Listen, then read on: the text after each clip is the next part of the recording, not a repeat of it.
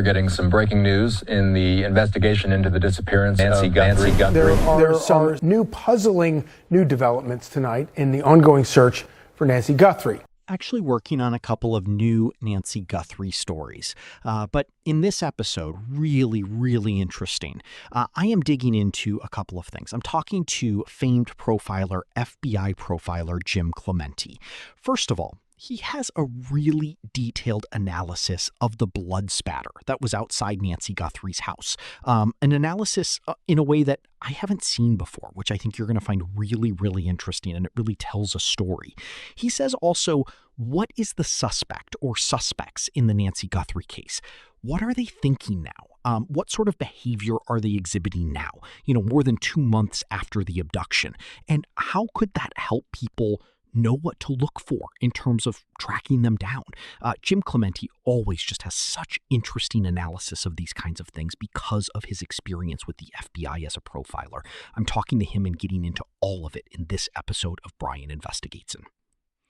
Jim, thank you for joining me again. Really appreciate it. It's nice to see you. I wanted to start with you because with what you have been looking at with the blood spatter patterns, because I know you went back and analyzed the video that we were able to take up on the front porch area of Nancy's house. What stood out to you? Well, first of all, it was great to actually get the video itself so I could do it frame by frame and then isolate some images, because blood spatter evidence, mainly because of the viscosity of blood, the nature of blood, tells us a story. And it is frozen in time. It's a particular moment in time that this happened. But if you look at the first image, where there's two distinct blood spatter patterns, first of all, there are some very clear indications from that image. And on the one that's more in the center of the screen, you can see some larger droplets of blood and then some smaller droplets of blood. And then to the right of that, you see what looks like a smear pattern. And that is somebody disturbing blood that has already been transplanted onto that surface. So like I said, it tells a story. But if you then go to, so as an overview, these two spatter patterns happened very close in time, all right? And they indicate some action that happened in the middle of them. So you can go to the next picture. This is an image of mainly the rings, and that's because there was actually air in that blood. There was bubbles, and the bubbles burst, and that's why you see just the ring. Okay, so this definitely came from her.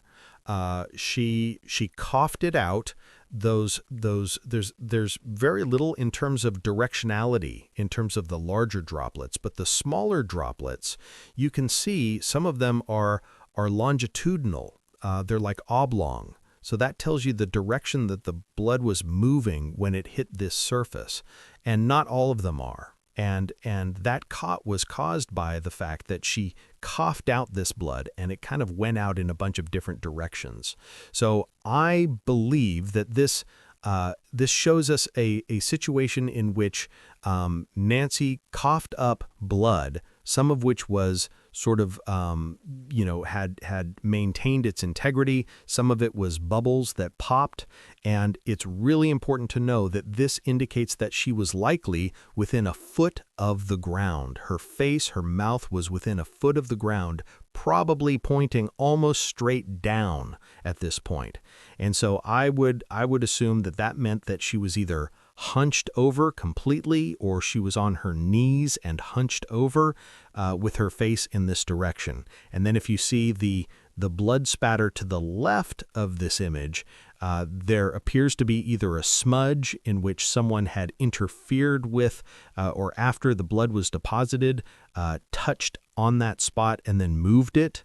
And then in the large splotch that is directly to the right of that, a little bit higher, there is a little bit of a tail going to the right.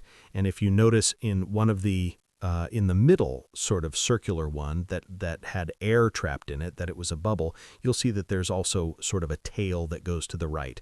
And then the one below that and to the right, you'll see that that also seems to be. So I would say her body was to the left of this image, that's towards the front door, and her head was facing away from the front door here, but almost straight down.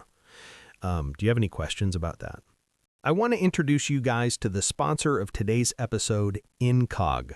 Identity theft is such a big problem. It happened to a couple of my family members, and it was really, really awful. They had to close so many accounts, and it took a very, very long time to resolve, like literally months. And we're all at risk. I've been alerted by several banks that I've used that there was a data breach and that my data is out there. And criminals, they can get that personal information for scams, for stalking, harassment, and all sorts of other illegal activities. And that is where Incog comes in. It is a personal data removal service, and it is so easy. Signing up online, it literally took me 1 minute. And look at this. This is my dashboard. It already shows hundreds of data brokers Incog instructed to make sure my data is not public. They also have a new custom removal feature on the unlimited and unlimited family plans. If you see a website with your personal info, you put it into Incog's custom removal feature, and one of Incog's privacy agents will take care of the rest for you. To check it all out, go to incog.com/Brian and use code Brian for 60% off. Incog helps wipe yourself from the internet. They can't harm you if they can't find you. Click the link below to claim your 60% off and get your personal data off the market. So the part where it almost looks like blood spray, like I guess that would make sense from coughing, right? That's the medium velocity. The coughing, coughing has pretty high velocity in terms of movement, but it's nowhere near the velocity of, say, a gunshot wound, right? So that's why we call it medium velocity.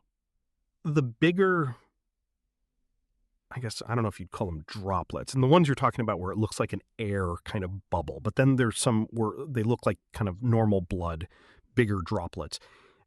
Do you think those are also coming from coughing, or is that a different injury?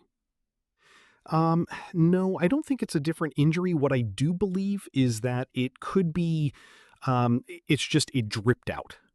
So she may have coughed and then more dripped out afterwards.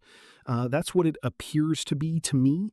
And then if you go to the next image, which is directly to in that first image, it was directly to the right of that first image.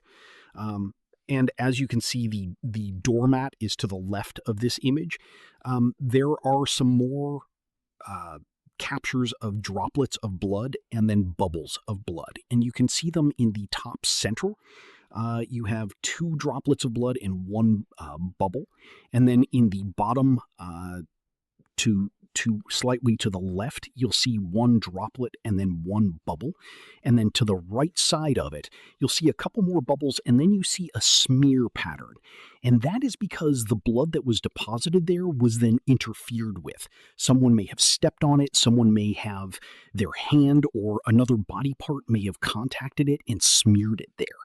So I think if we go back to the first image that we were talking about, this tells a story of a snippet of time. And that is that at this point in time, that there's the highest likelihood is that she was either down on her knees or hunched over completely with her face very close to the ground and coughing out this blood. And then after that, where the blood pattern then disappears, I believe that she was likely picked up and carried the rest of the way, perhaps with her face up, so that there was no more blood deposited on that walkway. So, Brian, have you been able to confirm whether or not there was where the first appearance of this blood spatter evidence is? And at that point, she was likely either blitzed with overwhelming force, punched in the face or the nose, and she began bleeding. And she went down either on her knees or just hunched over and then coughed up this blood, which is why we see this pattern. I think at that point she was likely picked up by the offender, he or she having stepped in and smeared or another body part of hers touching the blood that she had coughed up already and smearing in the patterns that we see here.